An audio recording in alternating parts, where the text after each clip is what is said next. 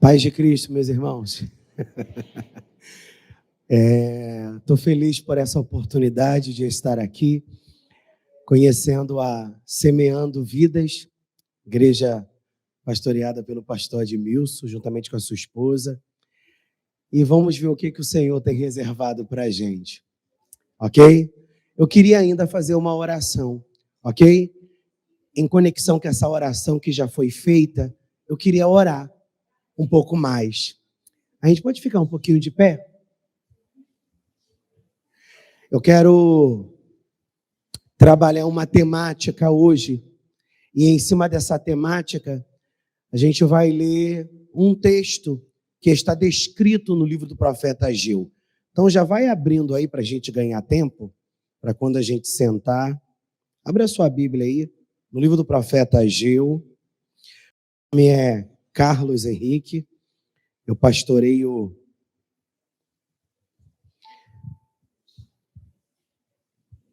a igreja metodista renovada na Tote, ali no Viegas. E a gente faz parte do mesmo grupo de discipulado. E o pastor Edmilson nos deu esse privilégio de estar aqui hoje falando um pouco de Jesus e unindo as brasas. Ageu capítulo 1. Quem abriu, diga graças a Deus. Vocês dão glória aqui, né, meu irmão? Amém. Então vamos orar. Coloca a mão no seu coração. Pai, em concordância com a oração da tua filha, eu quero te agradecer pela minha chegada a este lugar. E eu quero te agradecer por esta oportunidade, Abba, de ministrar a tua palavra para esta congregação, para estes amados irmãos. E eu creio, Pai, que assim como esta palavra já ministrou ao meu espírito e demasiadamente eu fui abençoado. Eu oro nesta noite, em concordância com a tua serva que já orou. Eu oro para que o Senhor abençoe. Que essa noite seja a noite de um destravar. Que essa noite seja uma noite onde cadeias serão quebradas. Que essa noite seja uma noite de cura, seja uma noite de libertação, seja uma noite de mudança de sortes, seja uma noite onde viveremos um alargamento na nossa consciência, para que caminhemos, Abba, não de maneira equivocada, mas que caminhemos debaixo da direção que o Pai tem para cada um de nós, em nome de Jesus. Você pode dar um glória a Deus aí, meu irmão? Só para eu me dar conta que eu não estou numa live. Ageu capítulo 1. Ageu capítulo 1. Eu quero ler a partir do versículo 2.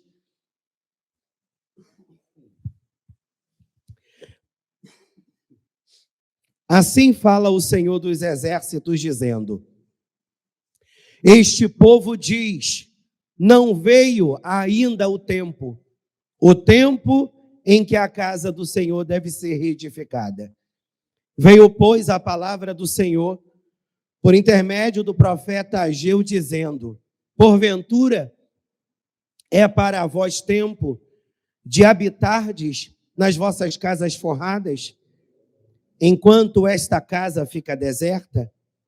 Ora, pois, assim diz o Senhor dos Exércitos: considerai os vossos caminhos. Semeais muito e recolheis pouco. Comeis, porém não vos fartais. Bebeis, porém não vos saciais.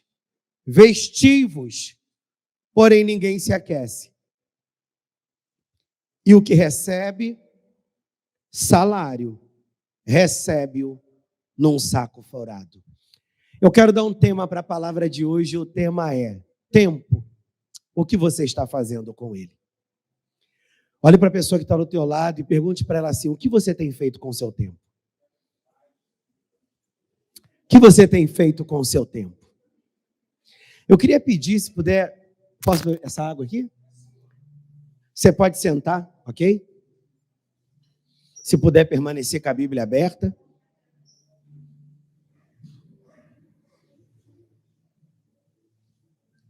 Bem, vamos lá, gente. Tempo. O que você está fazendo com ele? A primeira coisa que a gente precisa entender é que tempo é uma coisa que não volta. Quando nós lemos Paulo escrevendo para a igreja de Éfeso, ele desenvolve uma mensagem e ele diz que devemos remir o tempo, porquanto os dias são maus. O que Paulo estava querendo dizer para aquela igreja sobre remir o tempo? Que o tempo é algo que não pode ser desperdiçado porque o tempo não volta.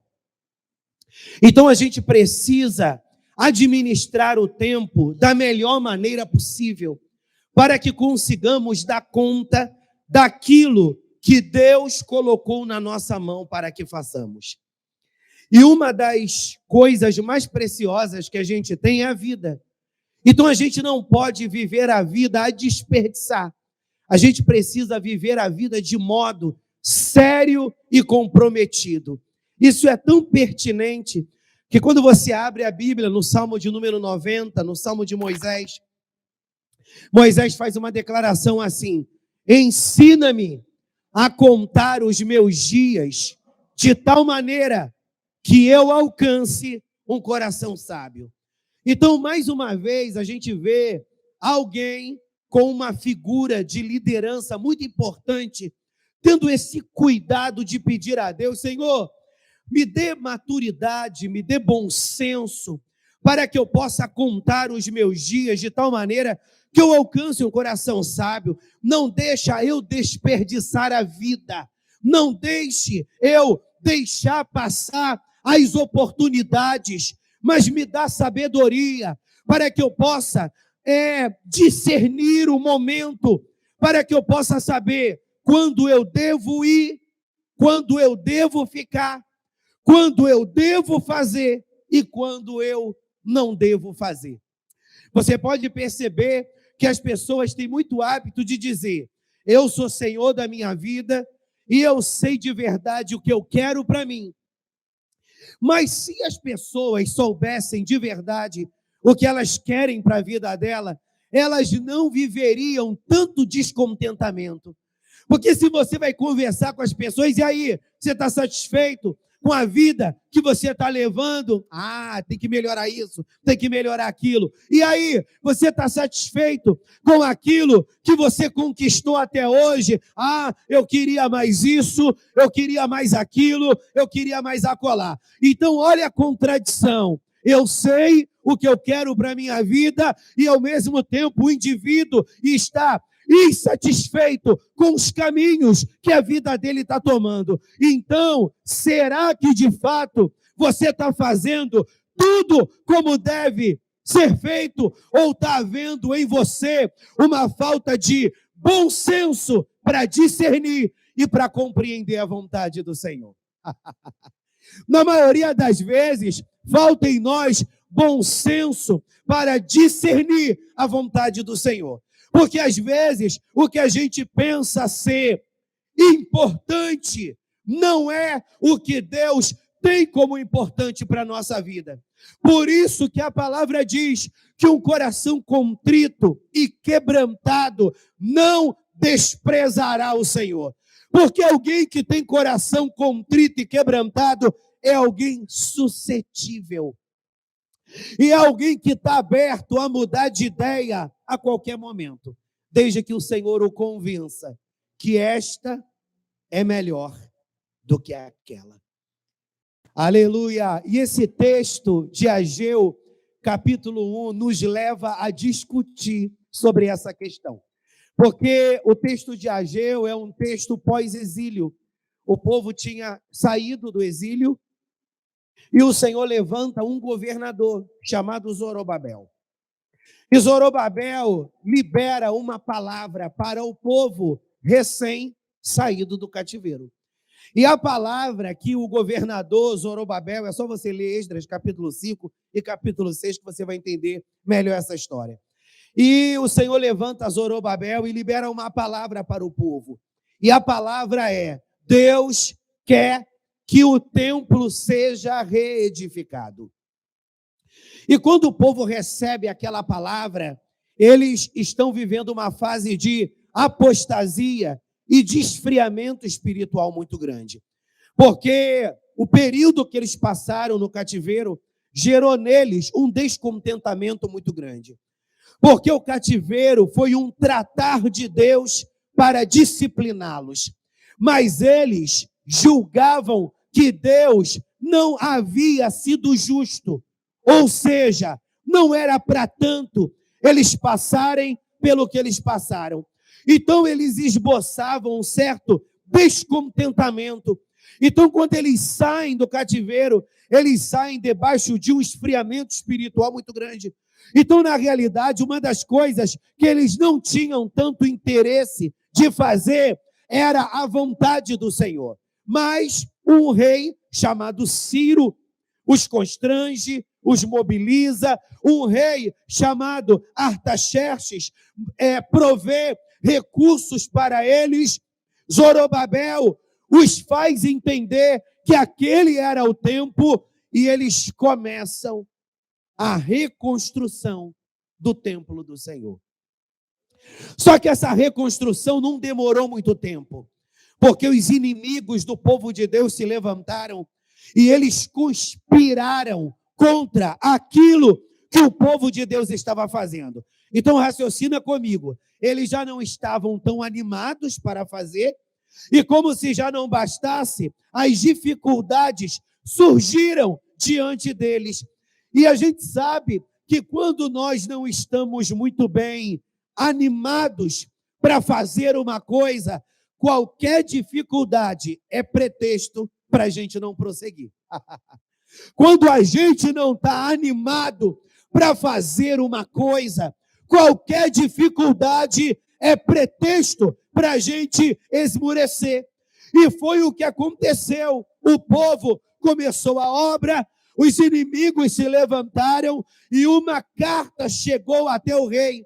E a carta que chegou até o rei foi: olha, esse povo não tem condições de dar sequência a esta obra.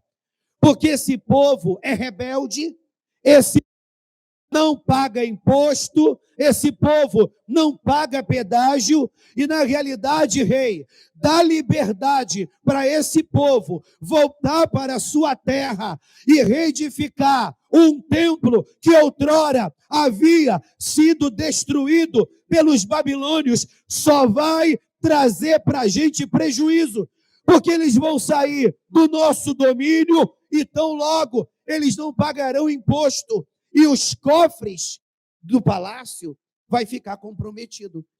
E o rei libera uma mensagem: mande que eles parem a obra. Esdras explica muito bem isso. Mande que eles parem a obra. E o que eles fizeram? Eles não retrucaram. Eles não resistiram.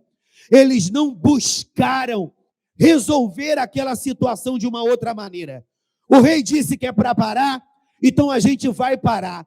De repente você está perguntando: puxa, pastor, mas será que eles tinham uma outra escolha? De fato, eles não tinham como resistir o rei. Mas uma igreja, quando ora, Deus muda sentenças. Uma igreja, quando ora, Deus abre portas onde não existem portas. Uma igreja, quando ora, Deus abre caminhos no meio do deserto. Só que muitas das vezes a gente acha que a nossa oração não surte efeito, porque a gente ora agora e a gente quer resultado agora. A gente ora agora e a gente quer resultado agora. Deus é Deus do já e Ele pode imediatamente intervir, é óbvio. Mas muitas das vezes não é assim que Deus vai agir.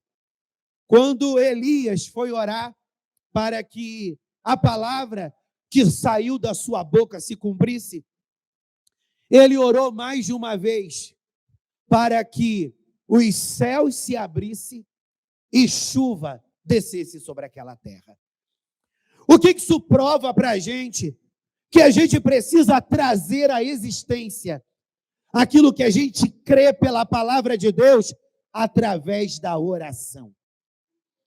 Mas nós, crentes, nós falamos muito de oração, mas a gente ora muito pouco. Porque na maioria das vezes a nossa oração se restringe às orações que a gente faz no culto, ou então aquelas orações meia boca de final do dia. Mas quando nós olhamos para a palavra, nós vemos o Senhor orientando a igreja: orai sem cessar. Então, orar sem cessar está falando de propósito, está falando de busca, está falando de consagração, está falando de entrega. Não, pastor, mas eu conheço muita gente que ora e a vida deles não muda. Não muda porque eles são hipócritas. Mas não é o seu caso. Quem está comigo, dá um glória a Deus aí, meu irmão. Ô, glória! Ou seja, então comece a orar, meu irmão. Porque se tem uma coisa que chama a atenção do céu, é crente fervoroso. Aí, eles param com a obra. E o que eles decidem fazer? Cuidar das suas vidas. Porque quando o nosso coração não está no reino de Deus, o nosso coração vai estar no nosso reino.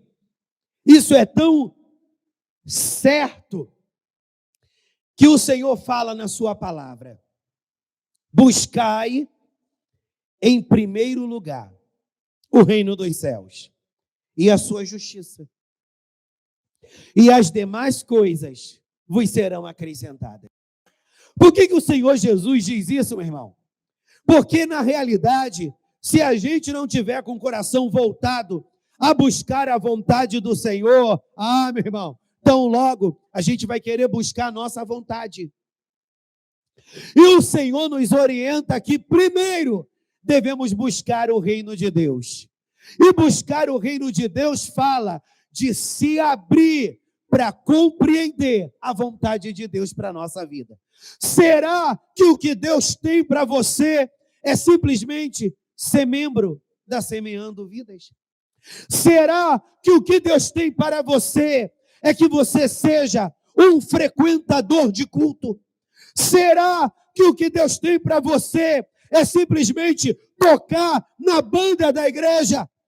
Deus sempre nos desafia a sermos mais do que temos sido.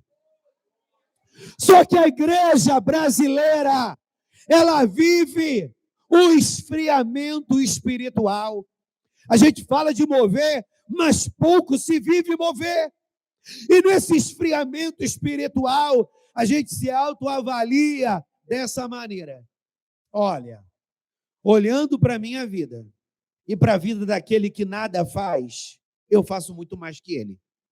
Então, se eu faço muito mais que ele e ele nada faz, o pouco que eu estou fazendo é muita coisa. Eu quero dizer para você que você está equivocado. Eu quero dizer para você que você está equivocado. Porque o Senhor nos convida a mergulharmos num ribeiro de águas profundas. Você pode dar um glória a Deus aí, crente? Kelebashuri, Kelevácia. O Senhor nos convida a mergulharmos num ribeiro de águas profundas. E o que é mergulhar num ribeiro de águas profundas? É olhar para si mesmo e entender: eu não posso viver da maneira que eu estou vivendo. Deus tem mais para a minha vida. Amém, meu irmão? Aí o povo deixa de lado a obra de Deus. E sabe quantos anos aproximadamente se passam? Diz a história, se passam 14 anos aproximadamente. Aproximadamente. Bendito seja Deus. E durante esses 14 anos, a obra está parada. E o que eles estão fazendo? Vivendo a vida à sua maneira. Aí Deus levanta o profeta Ageu, e sabe como é que é profeta, né? Profeta adora colocar o dedo na ferida. E o profeta chega para eles e diz: olha, é tempo de vocês construírem o templo. Aí eles respondem para o profeta: não é tempo. Por que na concepção deles não era tempo? Porque eles começaram e o impedimento surgiu e eles tiveram que parar. Se tem uma coisa que eu fico, louvado seja Deus, sem entender, é que algumas pessoas discernem de maneira muito equivocada a vontade do Senhor. Às vezes a gente vê algumas pessoas se portando dessa maneira. Está dando tudo certo, Deus está no barco, então eu continuo. Está dando tudo errado, meu Deus, o diabo está nisso, Deus não quer isso para a minha vida não. E ele desiste. Ou seja, na concepção dele, está dando tudo certo, Deus está no negócio. Está dando tudo errado, Deus está dizendo que não está nisso, meu irmão. Se a gente levar ao pé da letra isso, então a gente vai ter que rasgar o livro do profeta Jeremias, porque Jeremias pagou um preço, hein? Deus mandou Jeremias profetizar, as profecias deles não se cumpriram depois. Mas até o período da perseguição, a profecia não tinha se cumprido, e o povo via Jeremias como um falso profeta. Ao ponto de que em alguns momentos Jeremias pensou em desistir, mas o Espírito disse para Jeremias: Jeremias, como ferro não quebra, como aço não quebra, tu não vai quebrar. Prossiga nesse projeto. Prossiga nesse projeto. Ou seja, Jeremias estava querendo desistir. Aí Deus diz: como fego do norte. E de onde Jeremias era? Do norte. Como fego do norte não quebra, como aço não quebra, tu não vai quebrar. Ou seja, está tudo muito difícil, mas você está debaixo de uma palavra. Está tudo muito difícil, mas você está debaixo de uma palavra. E se você está debaixo de uma palavra, prossiga, persista, insista. E Deus vai agir. Aí eles disseram para o profeta: não veio o tempo de edificar a casa do Senhor. Aí o profeta diz: então quer dizer que a casa do Senhor vai ficar deserta? Enquanto vocês dizem que estão investindo na construção da casa de vocês? Aí eles dizem para o profeta: sim, é tempo de cuidarmos da nossa vida. Por isso esse tema, tempo, o que você está fazendo com ele? Você está cuidando da sua vida? Ou você está cuidando do que Deus de verdade quer que você cuide? Você está cuidando da sua vida? Ou você está cuidando daquilo que Deus quer que você cuide? Poxa, pastor, eu não posso fazer as duas coisas? É óbvio que sim. Porque nós somos tricotômicos. Nós temos um corpo, nós temos uma alma, nós temos um espírito. Então, nós temos necessidades orgânicas, nós temos necessidades afetivas. Então, a gente anseia por realizações na vida, mas a gente não pode se restringir somente nisso. Porque qual é o preço do discipulado? Aquele que quer vir após mim, negue a si mesmo. Ou seja, um discípulo de Jesus Cristo, ele não cuida somente da sua vida. Ele não cuida somente da sua casa. Ele cuida daquilo que vier à sua mão para fazer. Como o Senhor diz no livro de Eclesiastes: aquilo que vier à tua mão para fazer, faça, conforme as suas forças. E as forças está falando dessa mordomia, habilidades que Deus te deu. Ah, pastor, eu não tenho habilidade alguma, eu só consigo me ver cuidando de filho, cuidando da casa. cuidando do meu trabalho, cuidando da minha vida. Meu irmão, saia desse egoísmo. Saia desse posicionamento, meu reino. E comece a olhar seu entorno. Evangelho não se resume a vir para cá, dar glória, aleluia, levantar a mão e ir para casa. Evangelho é muito mais abrangente. Tiago diz na sua epístola que a verdadeira religião é amparar os órfãos e amparar as viúvas. E existem pessoas que levam isso ao pé da letra, e na realidade eles não buscam entender o contexto e se equivocam. Tiago, ele escreve uma mensagem para uma igreja, para uma cidade, aonde estas igrejas, elas eram os frequentadores dessa igreja, em sua maioria, eram pessoas muito bem-sucedidas financeiramente. Eles eram pessoas assim, vamos dizer, ricas. E como eles viviam a vida? Eles iam para o templo, dava glória, dava aleluia, entregava o dízimo, entregava a oferta, e ia embora. E não queria saber de olhar para a necessidade do necessitado. Então era mais ou menos assim, eles vinham para o culto de domingo, e eles vinham para o culto de quinta-feira, e eles achavam muita coisa o que eles estavam fazendo. Aí Tiago diz, essa não é a verdadeira religião, frequentar culto.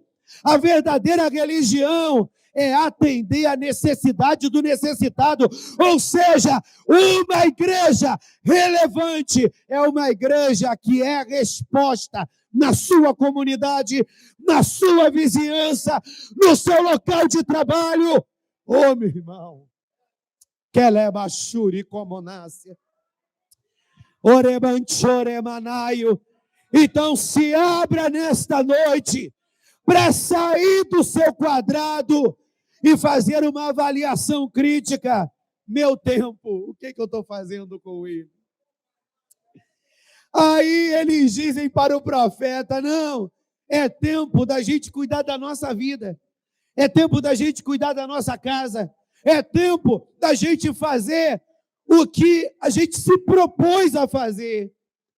Aí Ageu disse para eles assim, mas vocês conseguiram fazer o que vocês propuseram em seus corações fazer? Vocês conseguiram concluir ao longo desses anos o que vocês decidiram fazer? E eles olharam um para o outro, eu confabulando, e eles se convenceram, puxa, a gente está trabalhando pelos nossos projetos esses anos todos, e a gente não prospera, né? A gente está trabalhando esses anos todos pelos nossos interesses e a gente não prospera. Aí o profeta disse para eles, vocês estão semeando muito, mas vocês estão colhendo pouco. Ou seja, vocês estão trabalhando muito, mas vocês estão tendo pouco resultado. Porque, meu irmão, prosperidade, entenda-me, por favor, prosperidade não tem muito a ver com muito trabalho. Prosperidade não tem muito a ver com muito trabalho. Tem gente que rala que nem um doido. E ele não prospera. A coisa não flui.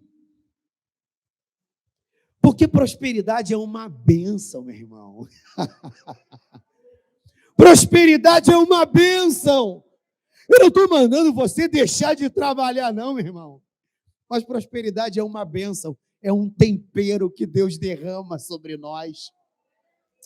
Narabachuri quer levar-se. Você já viu que quando Deus quer prosperar uma pessoa, Deus abre uma porta no meio do deserto? Quando Deus quer fazer uma reviravolta na vida de uma pessoa, Deus abre uma porta, abre uma outra porta, de uma outra porta, abre uma outra porta.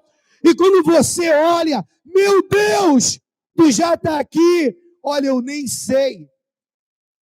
Houve um fluir, porque prosperidade não é só muito trabalhar.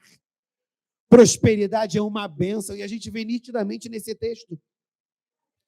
Eles trabalhavam muito, de repente, em vários empregos. E existem muitas pessoas que elas dizem que não tem tempo para nada. Não, tem que defender meu pão. Então ele trabalha de manhã, de tarde, de noite, de manhã, de tarde, de noite, de manhã, de tarde, de noite, de manhã, de tarde, de noite, de manhã, de tarde, de noite, e ele não chega a lugar algum.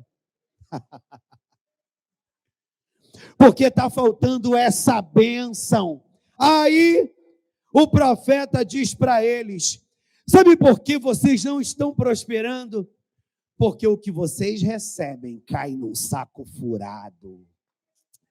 O que vocês recebem cai num saco furado.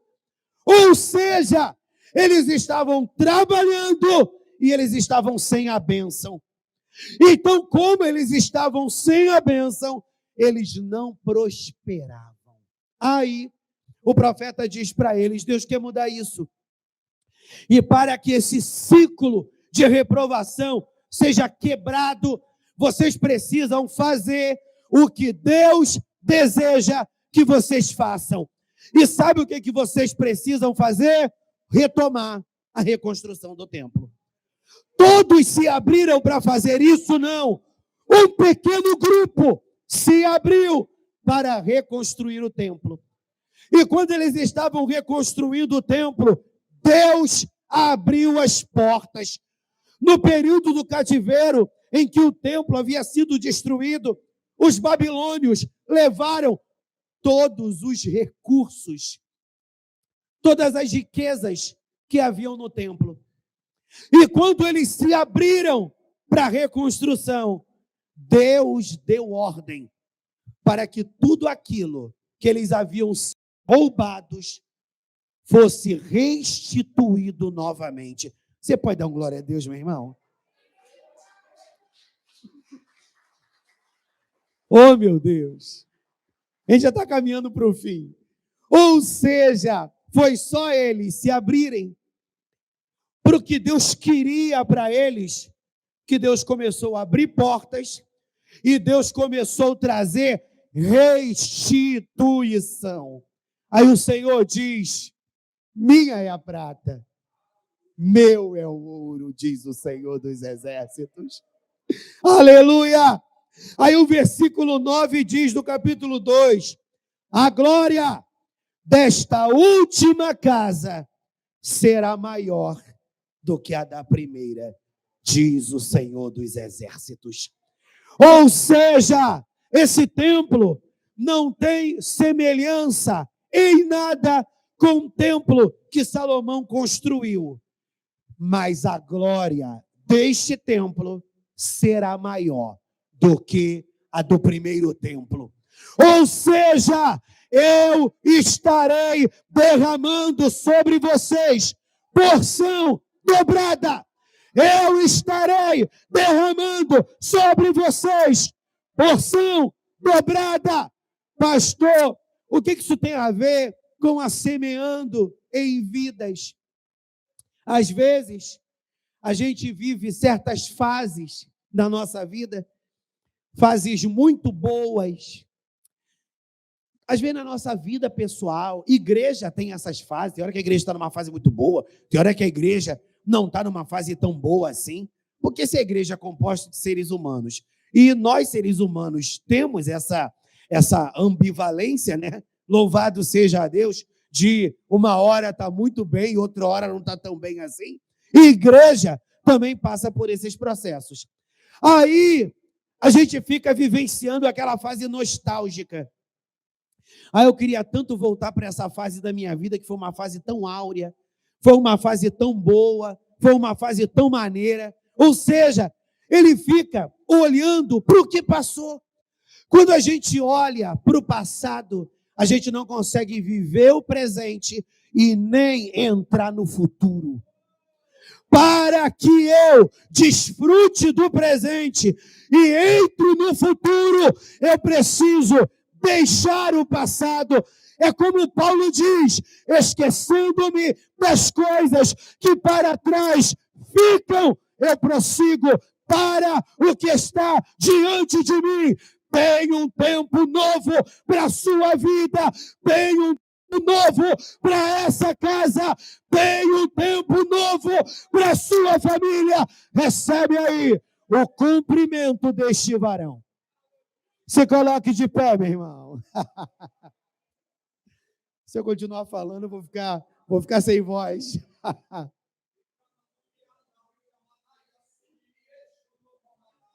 Eu quero profetizar sobre a tua vida o tempo de Deus.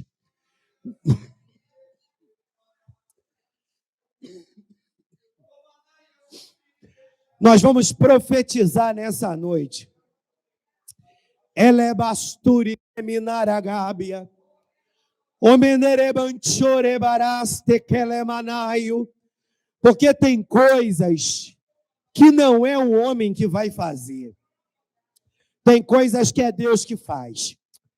Às vezes, a gente olha para a igreja como se a igreja fosse uma empresa. Aí eu preciso melhorar a música para atrair uma galerinha. Aí eu preciso melhorar a palavra para atrair uma galerinha. Eu preciso tornar a igreja suntuosa para agradar uma galerinha. E a gente começa se detendo em coisas. Não, meu irmão, o que faz a diferença na tua vida é a graça de Deus. O que faz a diferença na sua vida é a graça de Deus. Paulo diz, eu poderia ter ido até vocês com palavras persuasivas de sabedoria humana, mas eu fui até vocês com demonstração de espírito e poder. Vamos orar? Coloque a mão no seu coração. Tempo, o que você está fazendo com ele? De repente você se deu conta hoje que você precisa reorganizar a sua escala de prioridades. De repente hoje você se convenceu que você está no automático. Você está no automático. É para cantar? Eu vou cantar. É para orar? Eu vou orar. É para pregar? Eu vou pregar. É para ficar na portaria? Eu vou ficar. É para fazer isso? É para fazer aquilo? É para fazer acolá? Eu vou fazer. Mas o teu coração não está mais nisso. É como se você perdesse a essência. Aquilo que a gente costuma dizer que é o primeiro amor. Na Arábia.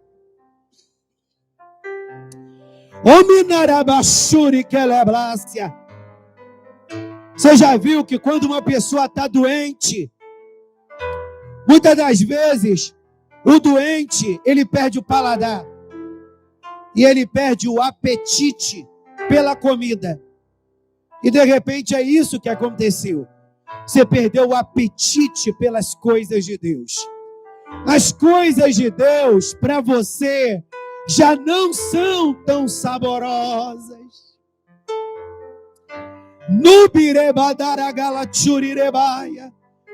E por muitas das vezes, amigo, você faz por fazer.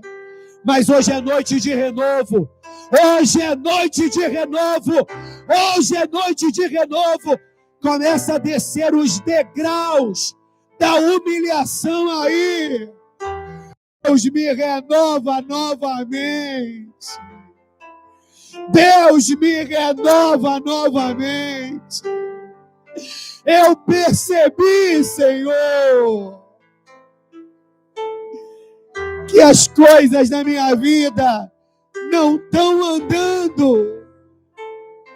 As coisas na minha vida não estão acontecendo. E eu estou me sentindo como uma folha seca, levada pelo vento. Mas hoje, eu quero receber vida do altar. Eu quero receber vida do altar. Me dá mais uns minutos, irmãos. Me dá mais uns minutos. Nubirebashuri como naragácia. Comece a falar em línguas aí no teu lugar, meu irmão. Se abra, agita as águas paradas, Senhor.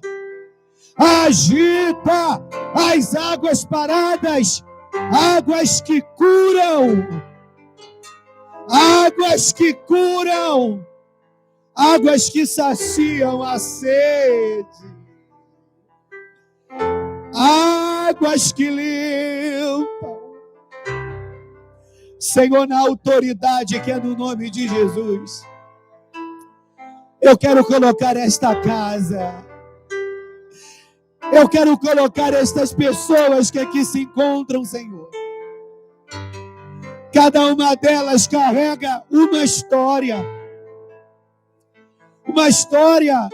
de sucesso, mas talvez uma história de frustrações seguidas,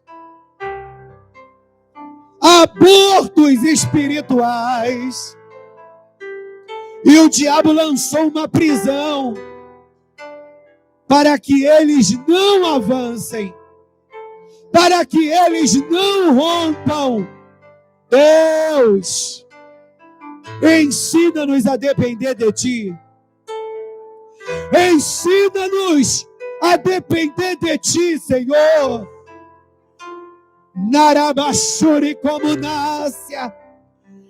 Tu está realinhando nossos caminhos. Tu está reajustando o nosso relógio. E agora nós vamos caminhar no Teu tempo. Nós vamos caminhar no Teu tempo. E não na força do nosso braço. Toda morte espiritual, todo raquitismo espiritual, eu repreendo em nome de Jesus. Vida, primavera, glória maior, entre por estas portas. Vai chover neste lugar. Vai chover neste lugar. Vai chover neste lugar. Existem homens de Deus aqui, Senhor. Existem mulheres de Deus aqui. E é por isso que eu te peço, toda palavra de derrota que foi liberada sobre esta casa, sobre esta família, sobre este homem, sobre esta mulher, nós renunciamos. Todo decreto do inferno, nós renunciamos. Todo decreto do inferno. E eu quero profetizar que a glória que virá neste tempo para esta casa será maior do que a glória experimentada no passado. Em nome de Jesus. Em nome de Jesus. Em nome de Jesus. Glória maior. Venha. Venha. Venha. Venha. Venha. Venha. Em nome de Jesus. Em nome de Jesus. Em nome de Jesus. Diga assim comigo: Senhor, o meu tempo eu disponibilizo a Ti. Agora, a prioridade é o que Tu quer para a minha vida. Você pode celebrar a Deus com as suas palmas.